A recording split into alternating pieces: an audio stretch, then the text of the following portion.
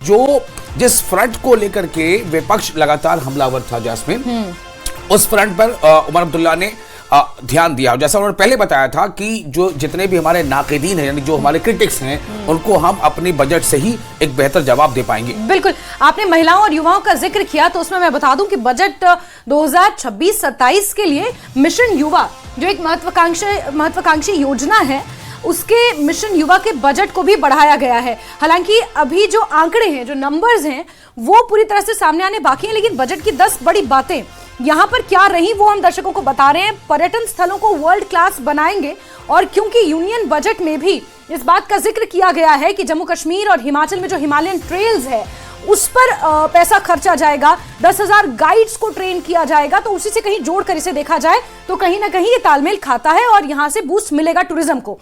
7 नए milk plant बनाए जाएंगे। पोल्ट्री और डेयरी को लेकर डिपेंडेंसी कम करने का जिक्र भी मुख्यमंत्री उमर अब्दुल्ला ने किया है। पोल्ट्री फार्म्स, जो कमर्शियल पोल्ट्री फार्म्स है, 800 कमर्शियल पोल्ट्री फार्म्स खोले जाएंगे अक्रॉस जम्मू कश्मीर।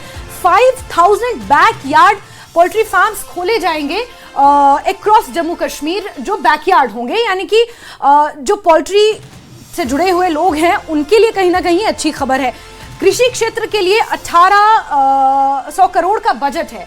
1800 करोड़ का बजट एग्रीकल्चर के लिए है। आशा कार्यकर्ताओं के मानदेय को बढ़ाने की बात, और सबसे बड़ी बात, डेली वेजेस के मुद्दे पर भी मुख्यमंत्री ने बात कही है, आश्वासन दिया है कि डेली वेजेस की रेगुलराइजेशन को लेकर भी जो सरकार है वो अब कहीं ना कहीं सरकार इसको लेकर एक खाका तैयार करेगी, क्योंकि सब कमेटी की रिपोर्ट सरकार के पास आ चुकी है।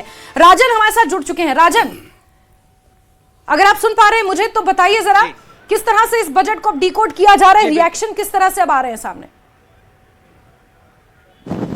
ये देखिए, बिल्कुल यहाँ पे युवाओं को जो है वो ध्यान में रख के जो है काफ़ी अनाउंसमेंट जो है एलोकेशंस की बात कही गई है, जिसमें नेशनल लॉ यूनिवर्सिटी के लिए भी एलोकेशंस की घोषणा की गई है। उसके साथ साथ यहाँ पे ट्रेडर्स और इंडस्ट्री को भी डेवलप करने की बात की गई है, तो जो कि एम्प्लॉयमेंट जनरेशन के लिए ये एक खास कदम हो सकता है। मेरे साथ एबीवीपी के स्टेट सेक्रेटरी जो है वो मौजूद हैं। आप इस जो घोषणाएं आज हुई हैं कि यहाँ पे इंडस्ट्री को जो है, ट्रेड को यहाँ प्रमोट किया जाएगा, डेवलप किया जाएगा, नई एम्प्लॉयमेंट जनरेट की जाएगी, आप कितना मुतमईन इससे? देखिए, जिस प्रकार से आज का जो बजट हमने देखा है, ध्यान में आया कि जिस प्रकार से आज घोषणा जो मुख्यमंत्री ने की है, इसके अंदर हम देखें तो युवाओं को ध्यान में रखकर ये बजट बनाया गया है। कौशल विकास के विषयों को लेकर और महिलाओं को लेकर ध्यान में रखकर ये बजट बनाया गया है। इस बजट का हम स्वागत करते हैं। और जिस प्रकार से अपने नेशनल लॉ यूनिवर्सिटी की बात की कि 257 लाख उसके लिए भी 57 उसके लिए भी इसके अंदर दिए गए हैं, हम उसका भी स्वागत करते हैं। और इस प्रकार से जिस प्रकार से उसके अंदर बात की गई है कि हम कौशल विकास को लेकर हम काम करने का काम करेंगे, हम नई नौकरियां, जो खाली रिक्त पद हैं उनको भरने का लेकर हम प्रयास करेंगे। इन सब विषयों को लेकर जो बजट के अंदर ध्यान दिया है, कहीं ना कहीं स्वागत योग्य कदम है। और ये तो बजट के अंदर बातें आज रख दी गई हैं, लेकिन इसका इंप्लीमेंटेशन पार्ट कितना रहेगा वो एक बहुत देखने वाला विषय हमारे लिए भी रहेगा। और हम सरकार से आग्रह करते हैं कि इसकी इंप्लीमेंटेशन को लेकर भी सरकार अपना प्रयासरत है, और हम इस बजट का स्वागत करते हैं। क्योंकि पिछले साल जो पहला बजट जो पेश किया था चीफ मिनिस्टर अब्दुल्ला ने, क्या आपने उसको ध्यान में रखते हुए कहा कि जो इसका इंप्लीमेंटेशन है वो पार्ट पे भी ध्यान देना होगा? जी बिल्कुल, जिस प्रकार से हम पिछली बार वर्ष भी हमने देखा कि एनएलयू के लिए 50 करोड़ इसके अंदर सैंक्शन किए गए थे, लेकिन जब उसको इंप्लीमेंटेशन की बात आई तो उसके अंदर 1 रुपया भी उसका आज तक भी खर्च नहीं हो पाया। तो एक बहुत बड़ा विषय है कि जिसको बजट के अंदर रखा जाता है उसको किस प्रकार से इंप्लीमेंट उसको ग्राउंड लेवल पर करना है, उस विषय को लेकर भी सरकार को ध्यान देने की आवश्यकता है। आप क्या कहेंगे, जो आम जनमानस है जम्मू का, वो किस तरह से देखता है जो वादे किए गए हैं, बिजली की समस्या को दूर करने की, बिजली उत्पादन को बढ़ाया जाएगा, स्मार्ट मीटर ताकि बिजली की जो ज्यादा खपत होती है उसको कम किया जाए, उसके साथ साथ बिजली पानी जो है जो जल पहुंचाने की बात की गई है, आप कितना मुतमईन हैं? देखिए, सरकार की जो अनाउंसमेंट्स होती हैं उन पर अमल करना बहुत ज़रूरी होता है। अभी देखिए, हमारा मुल्क जो है वो 77वां मतलब 75 से ऊपर आज़ादी के साल मना चुका है, लेकिन अभी तक पानी की समस्या, बिजली की समस्या, बस यही समस्या लेकर बैठे हुए हैं। एक भी समस्या जो है वो पूरी तरह हल नहीं हो सकी, और नौजवान पीढ़ी जो बेरोजगार घूम रही है, ये एक बड़ा मुद्दा बन के जो है वो उभर रहा है, जिससे हमारी पढ़ी लिखी नौजवान पीढ़ी जो है वो बेचारी पूरी तरह से परेशान है कि वो क्या करे क्या ना करे। बहुत सारे हमारे हैं जिसमें हमारे नौजवान लोगों ने एक साइड पे होके गवर्नमेंट की नौकरी को छोड़ के अपना रोजी रोटी का जरिया बनाया था, जैसे हमारा दूरदर्शन था। दूरदर्शन में बहुत सारे कलाकारों ने अपनी रोजगार छोड़ के, अपनी गवर्नमेंट की नौकरियां छोड़ के उस शोबे को अपनाया था कि चलो हमारी रोजी रोटी यहां से चलेगी। लेकिन सरकार ने बड़ी बड़ी अनाउंसमेंटें की, कभी हमें बोला डुग्गर चैनल बन गया, कभी बोला रुक गया। मतलब अभी तक जो सारे कलाकार हैं, नौजवान पीढ़ी जो आने वाली है, वो सारी की सारी परेशान बैठी हुई है। देखिए, कोई बड़ा मिनिस्टर आता है तो आके बड़ी बड़ी अनाउंसमेंटें कर जाता है, हम ये कि आप चाहते हैं कि जो इसका इम्प्लीमेंटेशन है वो भी होना चाहिए, रोजगार के लिए कदम उठाना चाहिए। एक युवाओं को जिस तरह से स्टार्टअप्स को लेकर भी जो है वो बातें की गई हैं, जो अपना रोजगार जो है वो चलाता है, दूसरों को एम्प्लॉयमेंट देता है, उस तरह की कोशिशें भी करने की बात की गई है। देखिए, इसके अंदर इस प्रकार से बिल्कुल राजन, आपको रोकना चाहूंगी। इस बीच एक बड़ी खबर डेली वेजर्स को लेकर सामने आ रही है। डेली वेजर्स का धरना प्रदर्शन हमने साल भर देखा और अब डेली वेजर्स को नियमित करने का ऐलान मुख्यमंत्री ने अपने बजट भाषण में किया है। और ये बहुत बड़ा ऐलान है जैस्मिन, जिस डेली वेजर्स को लेकर के लगातार सरकार जो है सवालों के घेरे में थी, और उन डेली वेजर्स के लिए बहुत बड़ा ऐलान, साथ ही युवाओं के लिए भी बहुत बड़ा ऐलान है। वो युवा जो पढ़े लिखे हैं और नौकरी के इंतजार में हैं, 23,000 जो भर्तियां हैं उनके लिए जल्द ही नोटिफिकेशन निकाला जाएगा और ये 23,000 भर्तियां जो हैं वो साल भर के अंदर पूरी की जाएंगी। ये बहुत बड़ा ऐलान है युवाओं के लिए। बिल्कुल। और इस बीच डेली वेजर्स का जो मुद्दा है वो जम्मू कश्मीर में हमने देखा कि किस तरह 2025 से 26 के बीच डेली वेजर्स ने जमकर प्रदर्शन किए। 1 लाख के आसपास डेली वेजर्स की संख्या है जो जम्मू कश्मीर में 27 अलग अलग डिपार्टमेंट्स में कार्यरत हैं। और ऐसे में डेली वेजर्स को लेकर जो रेगुलराइजेशन की बात यहां पर मुख्यमंत्री उमर अब्दुल्ला ने कही है, ये 2 दशकों के बाद ऐसा होगा कि अगर वाकई इस फैसले पर मोहर लग जाती है तो 2 दशकों से विशाल डेली वेजर्स जो हैं अपनी रेगुलराइजेशन की मांग कर रहे थे। जहूर रिजवी हमारे सहयोगी जुड़ चुके हैं हमारे साथ, कुछ डेली वेजर्स उनके साथ संभवतः मौजूद हैं। जहूर, डेली वेजर्स की रेगुलराइजेशन को लेकर एक बहुत बड़ा ऐलान। यास्मीन, ये एक बहुत बड़ा ऐलान है मुख्यमंत्री की तरफ से। जो अभी बजट पेश हुआ ऐवान में, तो कहीं ना कहीं राहत मिल सकती है। और जैसा कि उन्होंने कहा कि नॉर्म्स को अप्लाई करते हुए फाइनेंस डिपार्टमेंट से कंसल्टेशन के बाद जो है रेगुलराइजेशन का अमल शुरू किया जाएगा।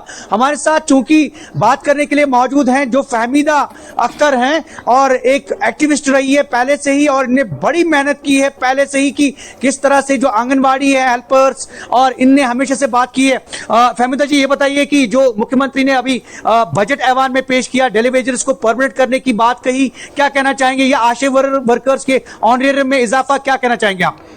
हम शुक्रिया अदा कर रहे हैं अपने चीफ मिनिस्टर साहब को कि हमें पहले ही पता था कि वो कुछ ना कुछ हम डेली वेजर्स के लिए और आंगनवाड़ी वर्कर और आशा वर्करों के लिए वो कुछ ना कुछ करने वाला है।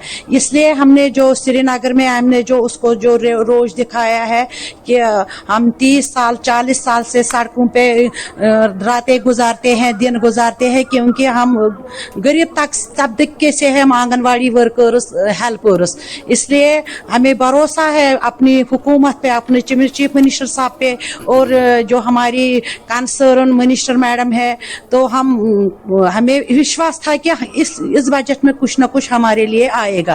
हमारे साथ एमएसएमई के प्रेसिडेंट भी हैं बशीर साहब, ये बताइए कि ये जो सामने आई है एक बात बहुत बड़ा खुलासा कि चीफ मिनिस्टर ने जो ऐवान में कहा कि जो डेली वेजर्स हैं उनको परमानेंट करने का अमल शुरू किया जाएगा कंसल्टेशन के बाद, और इसमें जो भी लवाजमात है उनको पूरे करने के बाद डेली वेजर्स का अमल पूरा किया जाएगा। ये तो एक खुशायन बात है, क्योंकि इन्होंने जो हमारी सरकार है उन्होंने अपने मैनिफेस्टो में भी रखा था कि हम डेलीवेजर्स की जो मसाइल है उनको हल करने की, ये उसकी तरफ एक कदम है। इंशाल्लाह हमें पूरी उम्मीद है जो भी वादा इस सरकार ने किया है वो पूरा करेंगे इंशाल्लाह जरूरी। खासकर मैं इंडस्ट्रीज की तरफ जाऊंगा। जो हमारी लोकल जो इंडस्ट्री है वो तो रोजगार मुहैया करती है, उस गवर्नमेंट को इससे बहुत फायदा होगा। अगर जो तो चीफ मिनिस्टर ने सिक इंडस्ट्रीज को भी रिजुनेट करने की बात की और एमएसएमई को भी जो है ना उसमें डेवलपमेंट की बात की। इसमें पिछले दिनों मैंने एक स्टोरी चलाई थी, यहाँ से हम यहाँ जो हमारे इंडस्ट्री स्टेट्स है या बाकी जो आउटसाइडर यूनिट होल्डर्स हैं उनसे बात की। उन्होंने वो उसका पूरा संज्ञान लेके आज पहली बात इंडस्ट्रीज के बारे में की, क्योंकि इंडस्ट्रीज ये वो रीढ़ की हड्डी है। जिस तरह मेवा सनत रीढ़ की हड्डी है कश्मीर की, उसी तरह लोकल इंडस्ट्रीज भी रीढ़ की हड्डी है।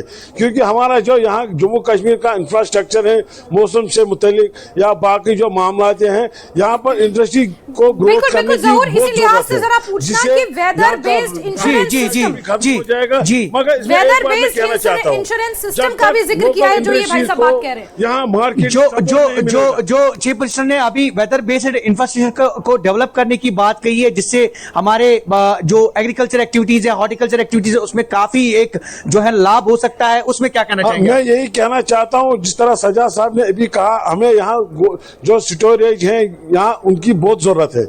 एक तो प्राइवेट से तो बना रहे हैं, मगर हमें चाहिए कि यहाँ सरकार भी इसमें इनिशिएटिव ले, गवर्नमेंट उससे जो हमारे। तो आपको लगता है कि वेदर बेस्ड जो सिस्टम अलर्ट है या फिर बाकी चीजें जो हैं टेक्निकल सपोर्ट मिल सकता है? क्योंकि हमें यूजुअली पता नहीं होता है कि कब जालाबारी होगी, कब बर्फबारी होगी, कब बारिशें हो सकती है। कहीं ना कहीं इससे लाभ हो सकता है। ये जरूरी है, क्योंकि अगर प्राइवेट तो यहाँ बन रहे हैं, मगर गवर्नमेंट का भी होना चाहिए। जो हमारे फ्रूट ग्रोवर्स हैं उनको वहाँ कम पैसा पड़ेगा वहाँ पर स्टोरेज करने का, जो हमारे मेवा। आपको जैस्मीन बताऊं कि हमारे साथ ट्रेडर्स फेडरेशन के चेयरमैन भी हैं यहाँ अनंतनाग के, सजाद हकीम। सजाद साहब, ओवरऑल अगर इस बजट को देखें तो ये बजट जो है क्या मायने रखता है आम लोगों के लिए, स्पेशली अगर हम ट्रेडर्स की बात करें, क्या कहना चाहेंगे? जी, जैसे कि अभी हमारे ऑनरेबल सीएम साहब ने ये पीपल फ्रेंडली और बिजनेस फ्रेंडली इकोसिस्टम। तो इस वक्त ब्रेकिंग न्यूज आपको जा रहे हैं। बजट में गरीब परिवारों के लिए बड़ा ऐलान किया गया है। बजट में गरीब परिवारों के लिए बड़ा ऐलान, गरीब छात्रों को ग्रेजुएशन तक की फ्री शिक्षा।